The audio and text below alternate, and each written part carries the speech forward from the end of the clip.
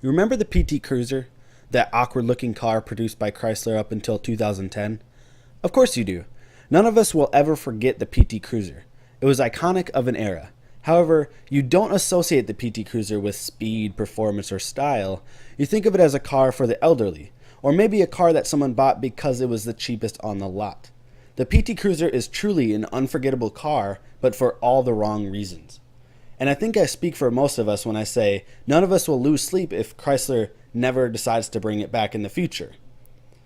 I still have no idea how it lasted in production for 9 years. But with that being said, there are a ton of unforgettable cars that are unforgettable for all the right reasons. And yet, many have not been resurrected by manufacturers, or at least not yet. Here are 4 cars that manufacturers should resurrect. First on this list is the Mazda RX7, which is often referred to in Japan as the Mazda Savannah. It was produced from 1978 until 2002, an impressive run, and maybe the series deserves a break after 24 years. I'd go through all the specs, but honestly, with 3 different generations, each with their own variations, it'd be a lot. And what do you expect from a car that was produced through 4 different decades? The RX-7 was a 2-door sports coupe that was best known for its low, sleek profile as well as its pop-up headlights. Under the hood, the RX-7 featured a Wankel rotary engine. Call it a feature or call it a quirk, but it definitely distinguished itself from many other cars in its segment.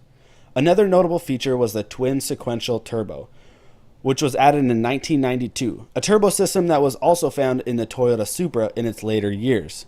Unfortunately, we don't know if the RX-7 will ever be brought back, though Mazda has announced it will be releasing an RX-9 model in 2020, which may serve as a successor to the RX-7. In its later years, the RX-7 likely experienced more competition in its segment from the next car on this list, the Honda S2000. Not to insult the styling of the RX-7, but the Honda S2000 was clearly made for the 21st century. The car was first produced in 1999 as a part of Honda's 50th anniversary and was produced through 2009. The 2009 model produced 237 horsepower with its inline 4-cylinder engine, pushing the car to a 5.4 second 0 to 60 and a 14.1 second quarter mile.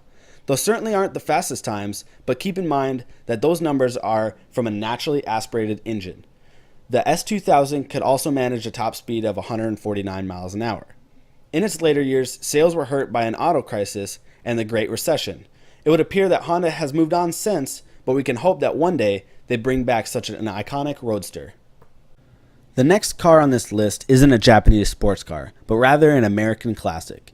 In a world where pickup trucks seem to always be getting bigger, louder, and frankly more obnoxious, how great would it be to bring back a pickup that was more like a car than anything else?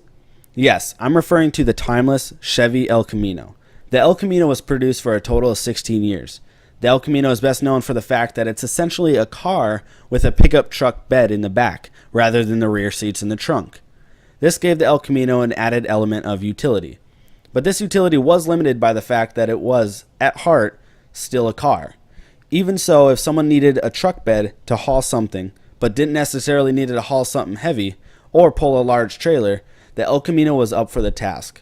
There's a reason it lasted as long as it did. And as you can see, the body style changed with the years. Look how similar the El Camino were to the Bel Air, or how similar the 67 model was to the Chevelle. Would such a car succeed today?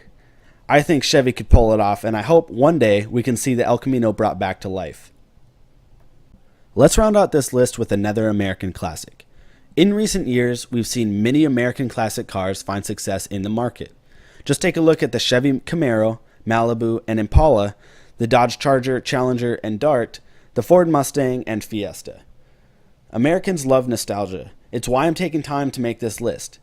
And yet, there's another car I'd love to see brought back to life. The Chevy Nova. This car was made from 1962 to 1979 and was actually already resurrected once from 1985 to 1988. The Nova started its years in Chevy's lineup as a fairly uninspiring design. The Nova was, at first, small, a little boxy, and just did not evoke emotions of any kind. However, as the years went on, the Nova was given a much more sporty exterior. I mean, look at the '69 Nova. If that doesn't scream American at you, I don't know what does. The 69 SS model could be outfitted with a 375 horsepower V8 engine, making it fast and good-looking car. The body style predictably changed as the 70s went on. And let's not even talk about the resurrection it was given in '85. In fact, the Nova deserves another shot. Lest this disgrace of an American car be the last Nova to be produced. Imagine a Chevy version of the Dodge Dart, only with the power ramped up a bit, it could be done. It's another car I hope GM will resurrect one day. But what about you? What unforgettable car do you want back into production? Let me know down in the comments, and thank you again for watching.